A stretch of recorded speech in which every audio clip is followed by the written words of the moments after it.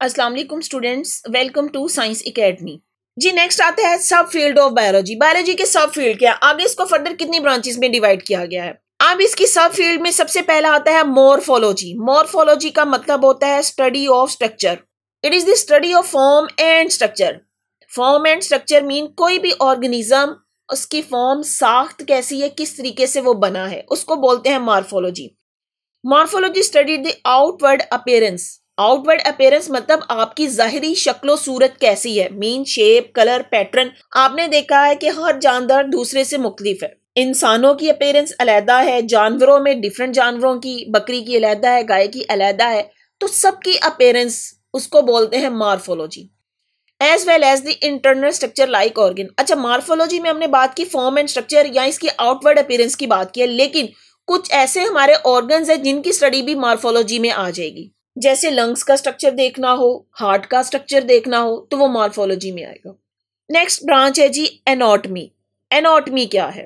Anatomy is the study of internal structure of organs. It is the branch of biology that explore the internal physical structure. अब यहाँ पे बात की गई है internal physical structure of organism. किसी भी ऑर्गेनिज्म का अंदरूनी स्ट्रक्चर या अंदरूनी साख्त कैसी है, पर्टिकुलरली ह्यूमंस के बारे में बात की जाएगी।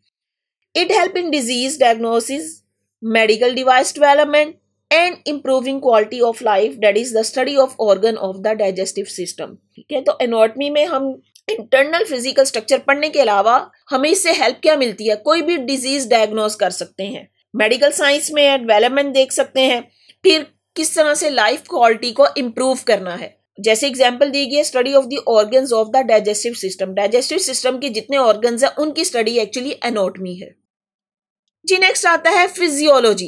अब फिजियोलॉजी क्या है? It is the branch of biology that deals with the functioning of body parts. Body parts function कैसे करते हैं, इसको बोलते हैं physiology.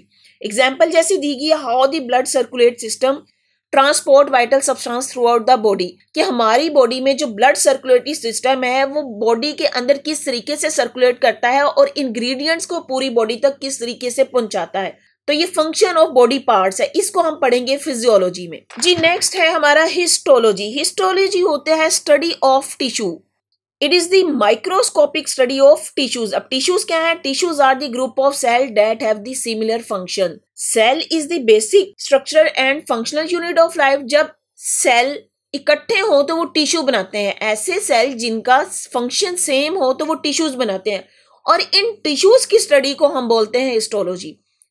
Tissue examination help in disease diagnostics, drug studies, and understanding the organ structure and function. तो tissue examination से या histology की मदद से कोई भी डिजीज आए तो उसको डायग्नोस किया जा सकता है, या ड्रग की स्टडी पढ़ी जा सकती है। ड्रग मीन जो भी अगर कोई ड्रग लेता है, जैसे मंशियात है, कोई नशा वगैरह करता है, तो उसका उसकी बॉडी पे, उसके सेल्स पे, उसके टिश्यूज पे क्या इफेक्ट होता है।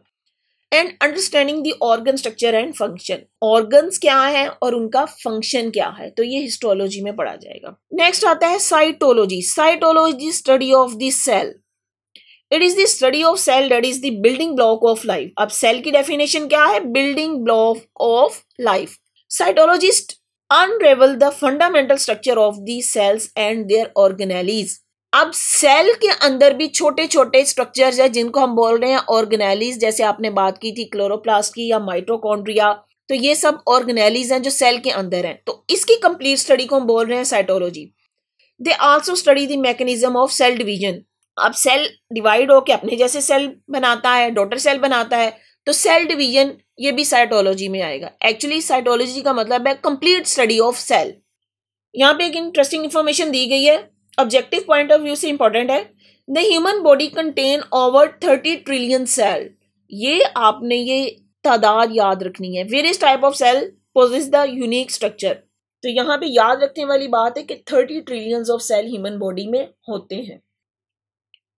जी नेक्स्ट आता है मॉलिक्यूलर बायोलॉजी। मॉलिक्यूलर नाम से पता है स्टडी ऑफ मॉलिक्यूल्स। कौन से मॉलिक्यूल? अब आपकी बॉडी में जैसे कार्बोहाइड्रेट्स की बात करेंगे, प्रोटीन्स हैं, लिपिड्स हैं, न्यूक्लिक एसिड, ये सब क्या है? मॉलिक्यूल्स। तो study of these molecules.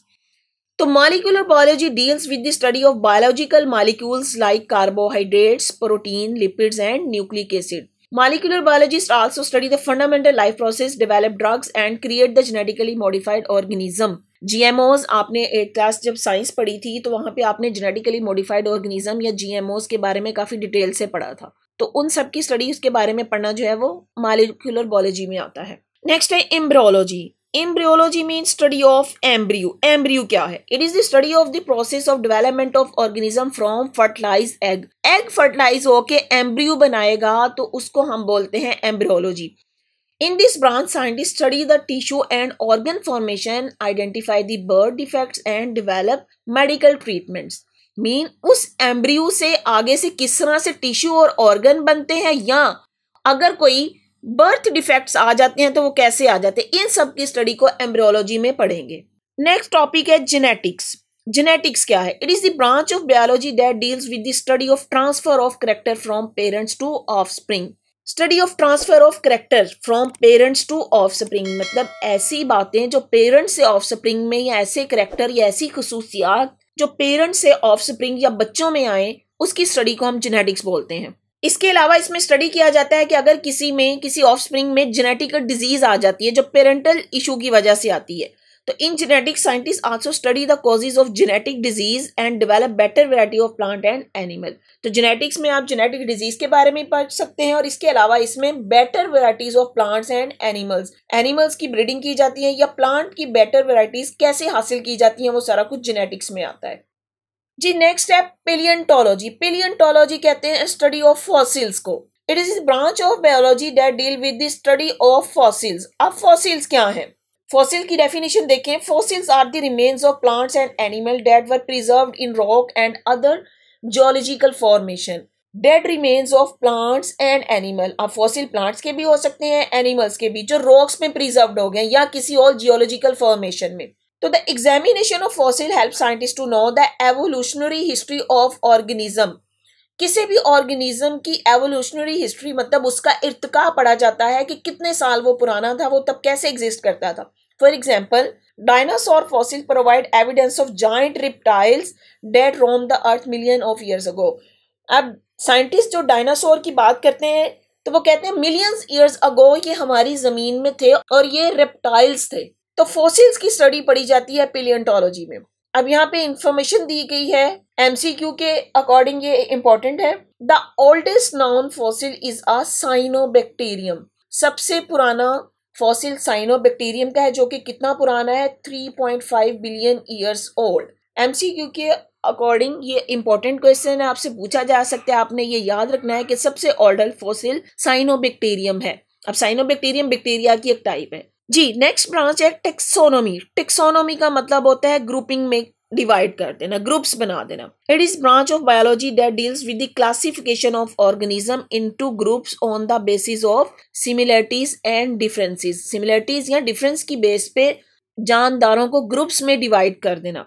Classification of organism help to organise and understand the diversity of life and identify new species and study evolutionary relationship. आप देखें टेक्सोनोमी जैसे जानदारों को डिफरेंट ग्रुप में डिवाइड किया गया है। इंसानों को अलग है, जानवर एनिमल्स अलग हैं, प्लांट्स अलग हैं, माइक्रो ऑर्गेनिजम्स अलग हैं। तो ये एक्चुअली क्या है? ये टेक्सोनोमी है कि उनको डिफरेंट ग्रुप्स में डिवाइड कर दिया गया है। तो इस तरीके से किसी भी ग्रुप के बारे में स्टडी करना आसान हो जाता है जी। नेक्स्ट टॉपिक है ecology. Ecology is the study of the environment. It is the branch of biology that deal with the relationship between organisms and environment. कोई भी ऑर्गेनिज्म अपने इन्वायरमेंट में किस तरीके से रहता है उसको हम इकोलॉजी में स्टडी करते हैं। Ecology helps to conserve biodiversity and address environmental problem. इसके अलावा इकोलॉजी में हम देखते हैं कि कोई इन्वायरमेंटल अगर प्रॉब्लम्स आ रही हैं तो उनका सोल्यूशन क्या होना चाहिए।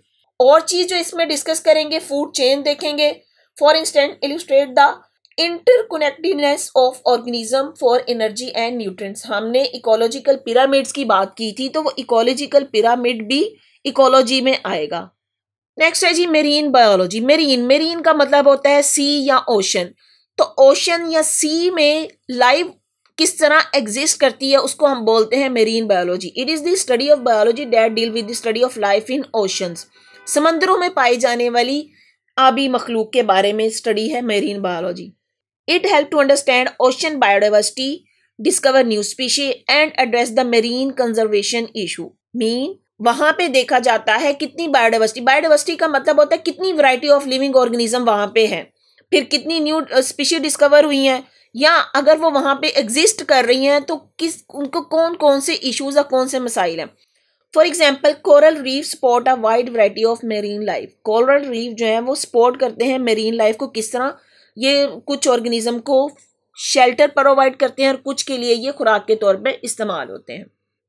जी नेक्स्ट है जी पैथोलॉजी। पैथोलॉजी क्या है? Study of disease. कोई भी डिजीज उसके बारे में स्टडी करना, डायग्नोस करना और उसका इशू तलाश करना और उसके लिए फिर मेडिसिन प्रिपेयर करना, वो सब कुछ आ जाएगा पैथोलॉजी में। It is the study of disease, their cause and effect. मतलब कोई भी डिजीज है उसकी रीजन क्या थी, किस वजह से हुई और उसके इफेक्ट्स क्या हैं। Pathology help in disease diagnosis, prevention and treatment.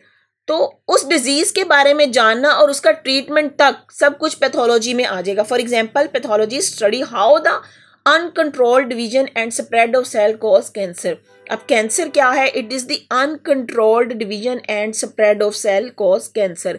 ये कैंसर की डेफिनेशन भी है। तो अब यहाँ पे पैथोलॉजी स्टडी करेंगे कि कैंसर किस तरीके से फैला और फिर उसकी रीजन क्या थी और उसका ट्रीटमेंट क्या होगा। तो ये सब कुछ पैथोलॉजी में आ जाएगा। जी नेक्स्ट पार्ट है जी इम्यूनोलॉजी। इम्यूनोलॉजी क्या? इम्यून सिस्टम से रिलेटेड स्टडी करना। It is the branch in which we study the component of the immune system. अब इम्यून सिस्टम क्या है? आपकी बॉडी में अल्लाह ताला ने एक नेचुरल सिस्टम रखा है जो बीमारियों के खिलाफ कुव्वत मदाफत प्रोड्यूस करता है, उसको हम बोलते हैं immune system. And their role against diseases. कोई भी डिजीज हो तो उसके अगेंस्ट हमारा इम्यून सिस्टम कैसे लड़ता है। Immunologist study to develop vaccines, treat autoimmune diseases and improve immune response to infection. Some time ऐसा भी हो जाता है कि कोई ऐसी डिजीज है जिसके लिए हमें वैक्सीनेशन करवानी पड़ती है, तो ये वैक्सीनेशन हमारे इम्यून सिस्टम को स्ट्रॉन्ग करती है। तो ये सब स्टडी हम करेंगे इम्यूनोलॉजी में। नेक्स्ट है pharmacology. Pharmacology study of the pharmacist. Pharmacist क्या होते हैं? मेडिसिन से रिलेटेड बात। It is the branch in which we study drugs and their effects on the body. अब ड्रग्स से मुराद यहाँ पे मेडिसिन है। This help in the development of new drugs. For example new antibiotics are developed that are used to kill bacteria and treat bacterial infection. आपको कभी कोई अगर खुदा ना खास्ता कोई बीमारी आ जाए, आपको मेडिसिन लेनी हो तो आप फार्मेसी में जाते हैं, तो फार्मेसी में आप डिफरेंट मेडिसिन ले लेते हैं। तो pharmacology actually study of medicine है। अब यहाँ पे काफी ज्यादा ब्रांचेस डिस्कस की गई थी, लेकिन अभी यहाँ पे ये खत्म नहीं होती, और भी बहुत ज्यादा ब्रांचेस हैं। क्यों? क्योंकि लाइफ ही बहुत कॉम्प्लेक्स है। जी स्टूडेंट्स, अगर आपको मेरा लेक्चर समझ आया है तो अपने फ्रेंड्स के साथ शेयर करें, मेरी वीडियो को लाइक करें और चैनल को सब्सक्राइब करें। बेल आइकन को क्लिक कर दें ताकि आने वाली हर वीडियो सबसे पहले आपको मिल जाए। और अगर आपने कोई क्वेश्चन करना है तो कमेंट बॉक्स में मुझे कमेंट कर सकते हैं। Thank you.